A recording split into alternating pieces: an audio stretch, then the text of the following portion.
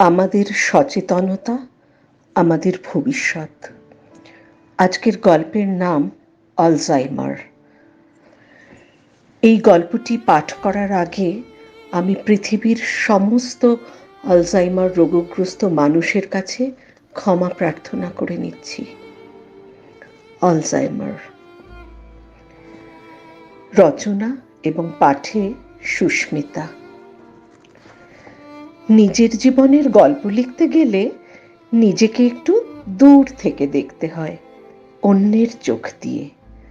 ছোটবেলা থেকেই আমাদের বাড়ির পরিবেশ আমার অন্যান্য বন্ধুদের বাড়ি থেকে কেমন যেন একটু আলাদা ছিল। তখন সঠিক কিছু বুঝতাম না, কিন্তু অন্য বন্ধুদের বাড়িতে গিয়ে যখন দেখতাম ওদের বাবারা 10টা-5টা অফিসে যান, বাজার করেন, খুব ঘরোয়া সংসারী মানুষের মতো কথা বলেন, তখন আমার বাবা আমাকে বিপ্লবের গল্প বলতেন, অক্টোবর রেভলিউশনের গল্প বলতেন।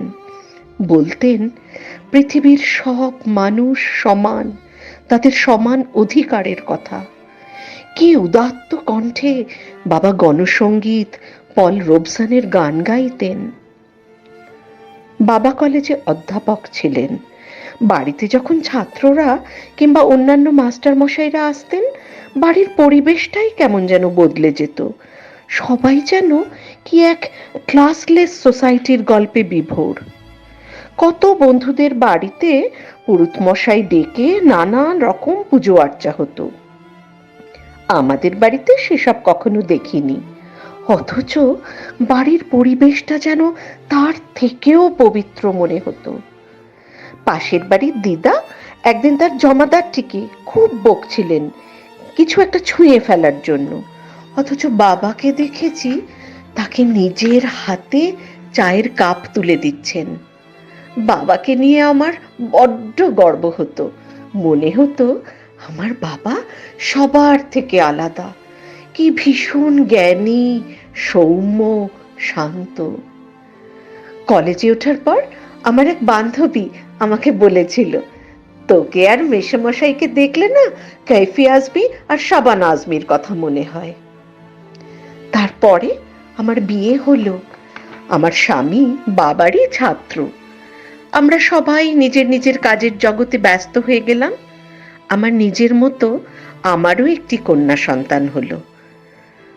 আমাদের বিয়ের 12 বছর পরে আমার মায়ের মৃত্যু হয়। মা ছিলেন বাবার ছায়া সঙ্গিনী। মা ছিলেন ভীষণ ডিগনিফাইড।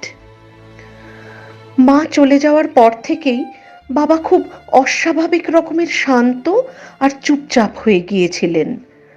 আমরা সেটাকে শোকের বহিঃপ্রকাশ বলেই ধরে নিয়েছিলাম। একটা চেয়ারে বসে পশ্চিমের জানলা দিয়ে আকাশের দিকে তাকিয়ে থাকতেন। আমরা বাবাকে বিরক্ত করতাম না, ভাবতাম হয়তো পুরনো স্মৃতিতে ডুবে আছেন। আসলে আমরা ভুল করেছিলাম, বুঝতেই পারিনি স্মৃতিচারণা নয়, বাবার মন থেকে আস্তে আস্তে অনেক স্মৃতি হারিয়ে যাচ্ছে। আলজাইমার নামটাও এতটা পরিচিত ছিল না সেই সময়ে। চিকিৎসা শুরু করতেই অনেক দেরি হয়ে গিয়েছিল। বাবা তার জীবনের বেশিরভাগ সময়টাই শুধু থাকতেন কলেজের ছাত্রছাত্রীদের পড়ানো নিয়ে। তার বাইরে প্রাইভেট টিউশনি বা অন্য কোনো পথে কোনো রোজগারের কথা কখনো ভাবেননি। ততদিনে আমি একটা এনজিওতে চাকরি করি। এনজিওতে চাকরি করে আমার যা আয় তা খুব সাধারণ একটা জীবন কাটানোর জন্যই যথেষ্ট ছিল। আমার স্বামী মূলত রাজনীতির সাথেই যুক্ত।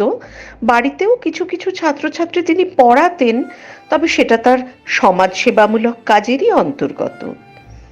এসব ছাড়াও সাধারণ মধ্যবিত্ত বা নিম্নবিত্ত মানুষের জীবনে আলজাইমার রোগটা তখন এত নতুন, এত অপরিচিত যে ঠিক কোন পথে কোন চিকিৎসকের কাছে চিকিৎসা করাতে হয় সেগুলোই আমাদের জানা ছিল না। এই সব কিছুর একটাই ফলাফল হলো দেরি, অনেকটা দেরি। ততদিনে বাবার মনটার সাথে সাথে শরীরটাও যেন পৃথিবীর সবকিছুর প্রতি ইন্টারেস্ট হারিয়ে ফেলছিল। তখন আর চেয়ার নয়, বাবা আর বিছানা থেকে উঠতেই চাইতো না। ক্রমশ অবস্থা এমন হতে থাকলো, প্রাকৃতিক কাজকর্মগুলো বাবা বিছানায় করে ফেলতেন। আমার স্বামী সন্দীপ খুব সহানুভূতিশীল মনের মানুষ, পরম মমতায় ও ওর প্রাক্তন মাস্টার মশাই কিংবা বর্তমান শ্বশুর মশাইকে খুব যত্ন করত।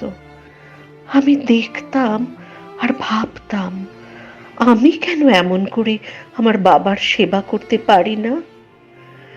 গভীর রাতের অন্ধকারে যখন একা একা শুয়ে কাঁদতাম, তখন আমি আমার আমার এই প্রশ্নের উত্তর খুঁজে পেয়েছিলাম।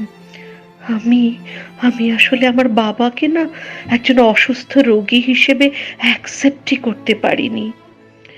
যতক্ষণ মাথার উপরে বাবা থাকেন, ততক্ষণ পৃথিবীর সমস্ত নারীর মধ্যে, সমস্ত মেয়ের মধ্যে লুকিয়ে থাকে একটা ছোট্ট বাচ্চা মেয়ে।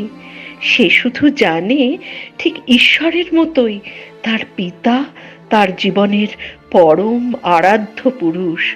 তার তো কখনো কিছু হতে পারে না, তার কেন অসুখ হবে? তার কোনো বৈকল্য বাচ্চা মেয়েটা মানতেই পারে না। ঠিক আধুনিক বিজ্ঞাপনের ভাষায় যেমন বলে, সে তেমন করে ভাবে, মাই পাপা ইজ দ্য গ্রেটেস্ট। প্রথম বড় ধাক্কাটা এলো একদিন সন্ধ্যাবেলা, অফিস থেকে ফেরার পর। ব্যাগটা রেখে বাবার ঘরে ঢুকে সামনে গিয়ে বাবার হাতটা ধরলাম। বাবা হঠাৎ হাত ছাড়িয়ে নিজে দুহাত তুলে নমস্কারের ভঙ্গিতে বলে উঠল, নমস্কার দিদি, ভালো আছেন? ভীষণ অবাক হতে হতেও ভাবলাম, বাবার পুরনো রসবোধ ফিরে এলো নাকি? কারণ লক্ষ্য করছিলাম গত কয়েকদিন ধরে বাবা অনেক পুরনো অতীতের কিছু কথা বলেন, অথচ বর্তমান বা নিকট অতীতটা যেন বাবার স্মৃতিকোষ থেকে একেবারে মুছে যাচ্ছে।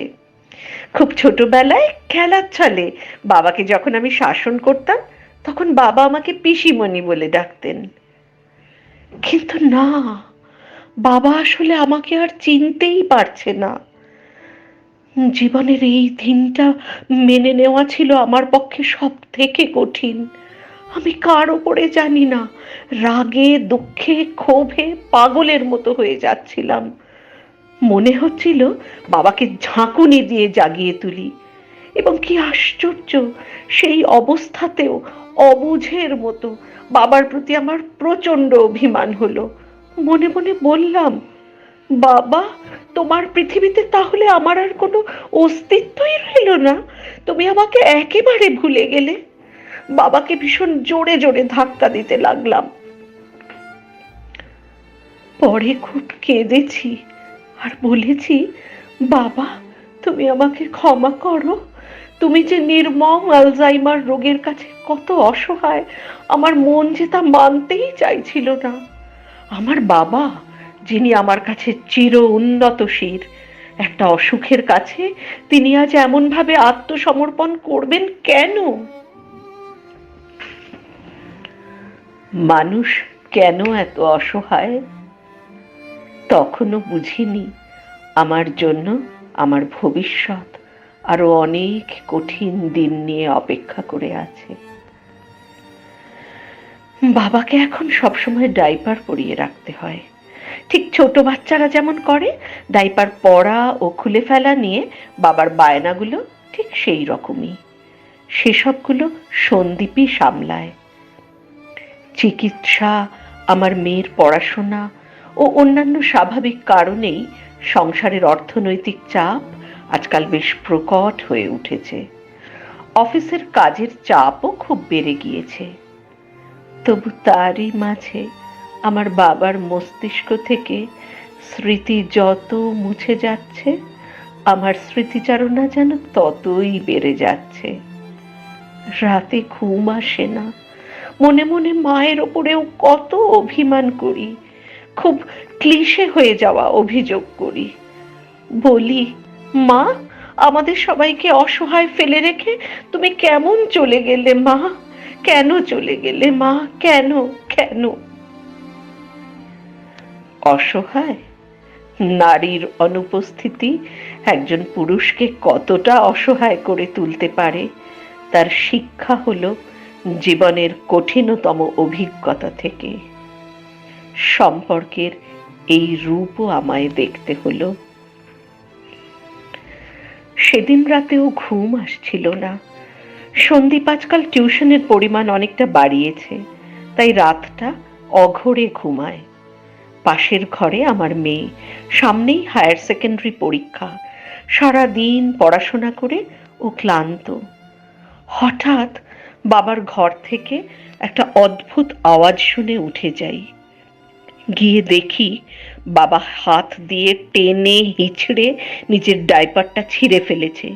শরীরে যেন অনেক শক্তি, চোখে কি অদ্ভুত একটা জান্তব দৃষ্টি, বাবার মুখ দিয়ে লালা গড়াচ্ছে। বাবা বাবা বাবা প্রবলভাবে ম্যাস্টারবেট করছে। আমি ভয় পাবো, রাগ করব, চিৎকার করব, দুঃখ পাবো, সন্দীপকে ডাকবো না ঘর থেকে চলে যাব? কি করব এখন? এর পরে কি করব? আমি অন্যদিকে মুখ ফিরিয়ে দাঁড়িয়ে থাকলাম। বাবা শান্ত হলে ধীরে ধীরে বাবার কাছে গেলাম। তখন আমার ভয় করছিল। আমি একটা কথাও বলিনি, শুধু আস্তে আস্তে বাবাকে একটা নতুন ডাইপার পরিয়ে দিলাম। বাবাকে আমি কখনো অসুস্থ রোগী হিসেবে অ্যাকসেপ্ট করতে পারিনি। আজ কেন জানি না বাবা বলে একবার ডাকতেও পারলাম না। কি যেন একটা হারিয়ে গেল। আমি বাবাকে ভয় পেতে শুরু করলাম। নিজের ঘরে ফিরে এসে আমি একেবারে চুপ হয়ে গেলাম। সন্দীপকেও কিছু বলতে পারলাম না। ভীষণ লজ্জা করছিল। এ যে আমার বাবার কথা। পরদিন সকালে যন্ত্রের মতো অফিসে গেলাম। কলিগ ও বান্ধবীদের সঙ্গে প্রায় সবকিছুই শেয়ার করা যায়। এটাই এ যুগের মেয়েদের মুক্তির আকাশ। কিন্তু না, কিছুতেই বলতে পারলাম না। শ্বশুর বাড়ির কথা, স্বামীর সঙ্গে মনোমালিন্য, সন্তানের বড় হওয়ার পথের নানা সমস্যা সব সব আলোচনা করা যায়, কিন্তু বাবার এই কথা আমি কিভাবে বলবো? হঠাৎ শিরদাঁড়া বেয়ে একটা শীতল ভয়ের স্রোত টের পেলাম। আমার মেয়ে বাড়িতে একা রয়েছে। একই সঙ্গে লজ্জায় কুঁকড়ে যেতে যেতে ভাবলাম, গতকাল পর্যন্ত অন্তত বাবা বাড়িতে আছেন এই ভেবে আমি মেয়ের জন্য নিশ্চিন্ত বোধ করেছি। আজ আমি একই ভাবছি। মানসিক টানাপোড়েন আর যন্ত্রণায় আমি ছিঁড়ে যেতে থাকলাম। এভাবে প্রায় দিন 7 কাটল। শেষ পর্যন্ত আমার এক বান্ধবীর সাহায্যে আমি বাড়িতে একজন মাঝবয়সী মহিলাকে সারা দিন রাতের কাজ করার জন্য রাখলাম। খানিকটা বাড়তি আর্থিক চাপ হলো ঠিকই, তবু সব দিক থেকে এরকম একটা ব্যবস্থাই সঠিক মনে হলো, মেয়ের নিরাপত্তার জন্য, বাবার সেবার জন্য। কাজের মাসিটিও বেশ হাসি খুশি ও দয়াবতী মানুষ। এরপরে 15 দিনও কাটেনি, সহৃদয়া স্বল্পভাষিণী মহিলাটি একদিন সকালে আমাকে এসে মৃদু স্বরে জানালেন, দিদি, আপনি মেসমশাইয়ের জন্য একটা ছেলে কাজের লোক ঠিক করে নিন। আমি আর এই কাজটা করতে পারবো না দিদি। আমার আমার বুঝতে কোনো অসুবিধা হলো না। আমি ওর কথা মেনে নিলাম এবং ওর প্রতি কৃতজ্ঞ বোধ করলাম ওর সংবেদনশীলতার জন্য।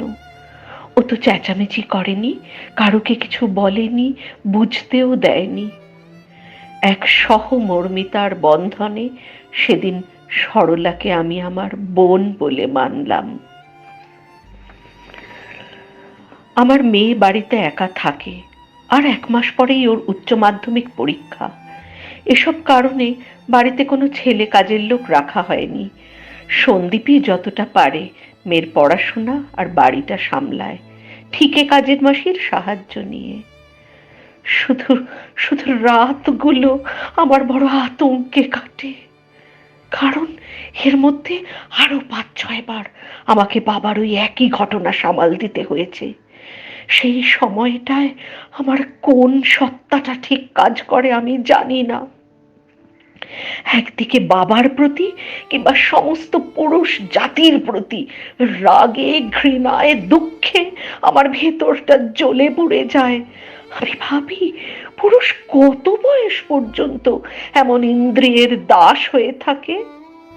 অন্যদিকে আতঙ্কগ্রস্ত হয়ে ভাবি, আমার স্বামী বা আমার মেয়ের সামনে যেন এই ঘটনা না ঘটে। তখন যেন মা হয়ে আমি শিশু সন্তানের মতো আমার বাবাকে আগলাই, অন্য কেউ যেন আমার বাবাকে ভুল না বোঝে। এ যে কি নিদারুণ কষ্ট! আর্থিক, শারীরিক চাপ, মানসিক যন্ত্রণার বোঝায় আমি ভেতরে ভেতরে ক্ষয়ে যেতে থাকি, আমার ধৈর্যচ্যুতি ঘটতে থাকে। আজ স্বীকার করতে লজ্জা নেই, বাবার প্রতি, বাবার অসুস্থতার প্রতি ক্রমশ আমি বিরক্ত বোধ করতে শুরু করি। এনজিওতে বহু বছর সম্পর্ক নিয়ে কাজ করে আমি এটা জানি যে দীর্ঘদিন অসুস্থ রোগীর সেবার কাজ করতে করতে সাধারণ মানুষ ক্লান্ত হয়ে পড়ে, রোগীর প্রতি দয়া, মায়া, ধৈর্য সবই কমে যায়। বাবা, তোমার এই মেয়ে বড় সাধারণ বাবা, আমাকে ক্ষমা করে দিও, আমি অসাধারণ হয়ে উঠতে পারিনি বাবা। সেদিন সন্দীপ গিয়েছে আসানসোলে বন্ধুর ভাইয়ের বিয়েতে, ওখানেই থেকে যাবে। রাত তখন ৩টে, ৩:৩০ বাজে। বাবার ঘর থেকে সেই গো গো শব্দটা ভেসে এলো। আমার মেয়ে জেগে যাবে, এই ভয়ে আমি ছুটে গেলাম বাবার কাছে। বাবার চোখের দৃষ্টি তখন জানত। হঠাৎ বাবা নিজের ডাইপার ছেড়ে আমার গায়ে হাত বোলাতে শুরু করে। হাত চলে আসে আমার বুকের কাছে, টেনে ছিঁড়ে ফেলতে চায় আমার ম্যাক্সি।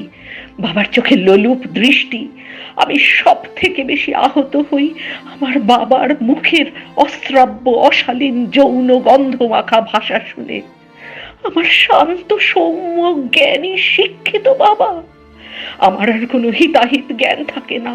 আমি শরীরের সমস্ত শক্তি সঞ্চয় করে বাবার হাত দুটো মুচড়ে দিয়ে সপাটে বাবার গালে একটি।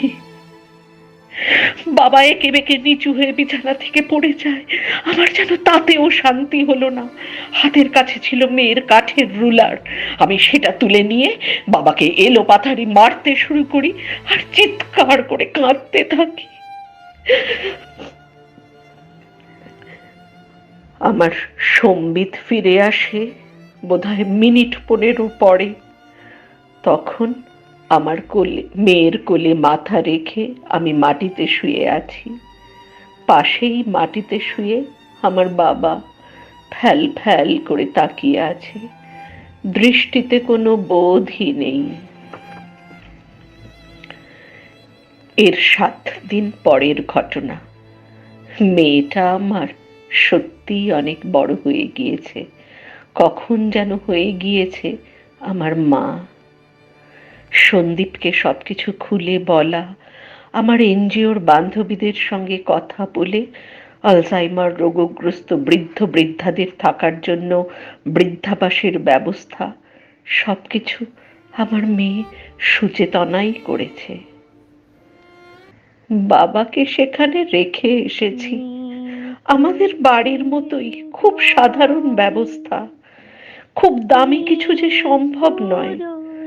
বছরের ৩৬৫ দিনের কয়েকটা দিন হয়তো বাবা কিছু অনাদর, অযত্ন পাবে, যেমন আমাদের মতো সাধারণ ঘরেও সবাই পায়। আবার কয়েকটা দিন হয়তো ভালোবাসার আলোয় উজ্জ্বল হয়ে উঠবে।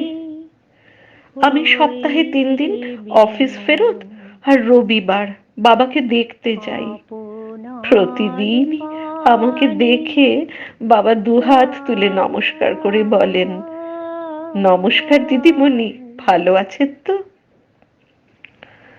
ধন্যবাদ। একটি বিশেষ প্রয়োজনীয় কথা, 2011-র 14ই অগস্ট এই মানুষটি, আমার শ্রদ্ধেয় অধ্যাপক, আমাদের ছেড়ে চলে গিয়েছেন। বিশেষ কারণে তার পরিচয় এখানে আমরা দিচ্ছি না, কিন্তু এখনো তো রয়ে গিয়েছেন আরো অনেক অনেক অসংখ্য মানুষ যারা আলজাইমার রোগগ্রস্ত। তাদের শুধু প্রয়োজন একটু সহমর্মিতা, একটু ধৈর্য। এই অসুখের ক্ষেত্রে কেয়ার গিভারের ভূমিকাটা ভীষণ গুরুত্বপূর্ণ। প্রিয়জনের অসুস্থতা সবসময়ই বড় যন্ত্রণার, বড় কষ্টকর। এই যন্ত্রণার মোকাবিলার ক্ষেত্রে আমাদের সচেতনতাই আমাদের সবচেয়ে বড় হাতিয়ার হতে পারে। এই কথাটাই আজকে সকলের মধ্যে ছড়িয়ে দিতে চাই। কেয়ার গিভারদের আমাদের শিক্ষিত হতে হবে, আলজাইমার অসুখটাকে বুঝতে হবে। সকলের মঙ্গল কামনা করি। সব শেষে বলি, আমাদের সব যন্ত্রণাই মুক্তি পায় রবীন্দ্রনাথের গানে। তাই একটি গানের মধ্যে দিয়েই আজকের অনুষ্ঠান, আজকের এই গল্প পাঠ শেষ হোক। ধন্যবাদ। কিছু সব আছে আছে আছে, নাই নাই ভয়, সে শুধু আমারি নিশিদিন কাঁদি তাই। অন্তর গ্লানি সংসার ভার, পলক ফেলিতে কোথায় একাকার। অন্তর গ্লানি সংসার ভার, পলক ফেলিতে কোথায় একাকার। জীবনের মাঝে স্বরূপ তোমার রাখিবারে যদি পাই,